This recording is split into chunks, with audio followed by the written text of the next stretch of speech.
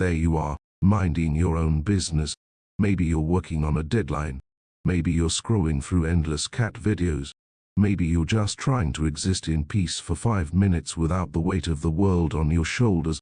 And then, out of nowhere, your cat launches itself onto your body like you've just been selected for a top-secret mission. No warning, no negotiation.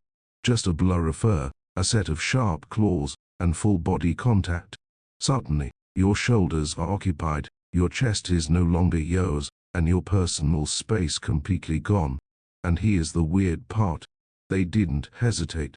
They didn't circle around to find the perfect spot. It was a tactical decision, and it wasn't random. Because when your cat climbs on you like that, it's not just being chaotic. It's reacting to a biological program that has been running for 10,000 years. And by the end of this video, you're going to realize something slightly uncomfortable. Your cat didn't just choose a spot to sit. It chose you as its primary survival asset. Reason 1. The thermal economy. Let's start simple. Biology 101. Your body, right now, is probably the most efficient heat radiator in the room. You don't notice it because you're used to it, but your cat has thermal sensors in its nose that can detect a fraction of a degree in change. Cats are descendants of desert-dwelling creatures. Their basal metabolic rate is higher than ours, and their comfort zone is a scorching 30 to 38 C. While you're turning on the AC, your cat is looking for a heat source to conserve its own energy. When your cat suddenly climbs onto your chest or your back, part of the reason is very straightforward. You're a walking, breathing, high-end heated blanket. But it's more than just warmth. It's the thermal truss. By pressing their belly, their most vulnerable area, against your warm skin, they are saying you are a controlled environment. Not the couch, not the expensive cat bed with the memory foam. You.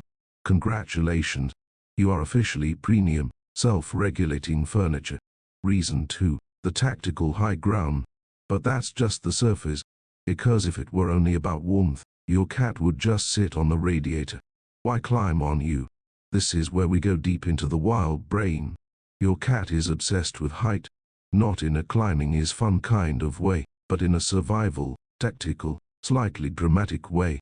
In the evolutionary history of felines, height equals life. The higher a cat can get, the safer and more powerful it becomes. Think about it. From a high vantage point, a cat can see the prey, that spider on the wall, and the predator, the neighbor's barking dog. In your home, guess what the tallest, most stable moving object is? Exactly. You. When your cat climbs onto your shoulders, it is performing a vantage point upgrade. From up there, your cat can scan the entire room at a 200 angle. It can track your movements, and the movement of everything else simultaneously. You have been promoted. You are no longer just a human. You are a mobile observation tower, a strategic platform, a living high ground. When your cat perches on your shoulder while you walk, it's not just a ride, it's a patrol. Reason 3. The chemical claim, allo rubbing. But here's where it gets a little more personal. Once your cat gets comfortable up there, what does it do next? It doesn't just sit. It starts rubbing its face on your ears, pressing its forehead into your chin, kneading your shoulders with its paws, like it's preparing a sourdough starter for a bakery you never signed up for. That's not just cute behavior. That's chemical warfare. Cats have specialized scent glands on their cheeks, their temples, and between their toes. These glands produce pheromones, the most complex ID system in nature. When they rub against you, they aren't just being soft.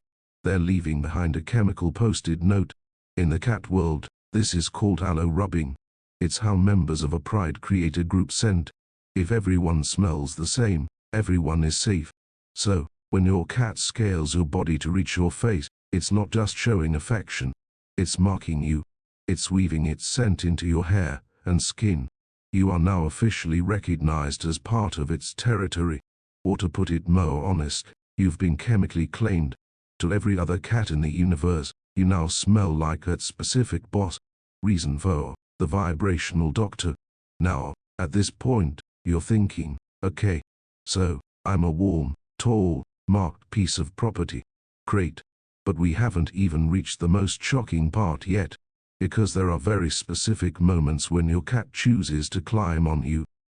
Not when you're playing, but when you're quiet, stressed, tired. This is where the healing part of the science comes in. Your cat is a master of biofeedback. It senses the shift in your cortisol levels. It hears your heart rate spike. It feels the tension in your neck muscles before you even realize you have a headache. When your cat climbs onto your chest while you're lying down and starts the deep, rhythmic purr, it's not random. That purr is a vibration, specifically between 25 and 150 Hz. Medical research has shown that frequencies in this exact range can actually improve bone density, heal tendons, and lower blood pressure. Think about the depth of that. Your cat senses you are out of balance, and instead of walking away to find a quiet corner, it climbs onto the most stressed part of your body. It applies pressure, and it starts vibrating. You thought your cat was just being clingy at a bad time, but there's a real possibility it's trying to medically stabilize you. It's not just a pet. It's a living, breathing ultrasound machine. Reason 5, the attention override. Of course, we have to be honest. Sometimes, the climb is just a very effective volume knob. You've been staring at that glowing rectangle for 3 hours. You've ignored the meows. You've ignored the toys dropped at your feet. From your cat's perspective, you have malfunctioned. So, they escalate.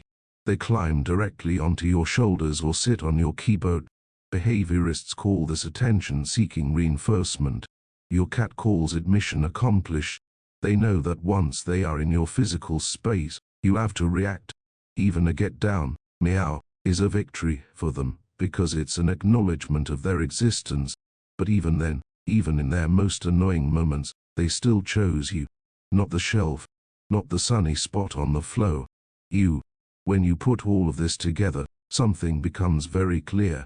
Your cat doesn't just climb on you because it's a cat quirk. It climbs on you because, in its world, you are the perfect combination of warmth, tactical height, safety, and biological connection. You are the most important element in their environment.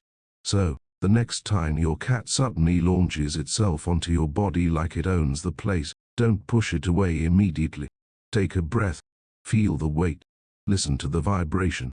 Because in that moment, your cat isn't just looking for a place to sit. It's choosing to be near the one thing that makes it feel most at home. And whether you realize it or not, in that moment, you were the best option it had in the entire world. Now, I'm curious. When does your cat climb on you the most? Is it during your 30 a.m. existential crisis, or the second you sit down for a Zoom call? Let me know the climbing route of your boss in the comments below. I read every single one. And if you want to understand the secret language of your feline overlord without them having to scratch your back, hit that subscribe button for more from the Bipedal Cat Bureau. Because your cat has been communicating this whole time. You're just finally starting to listen. Stay curious, and I'll see you in the next mission.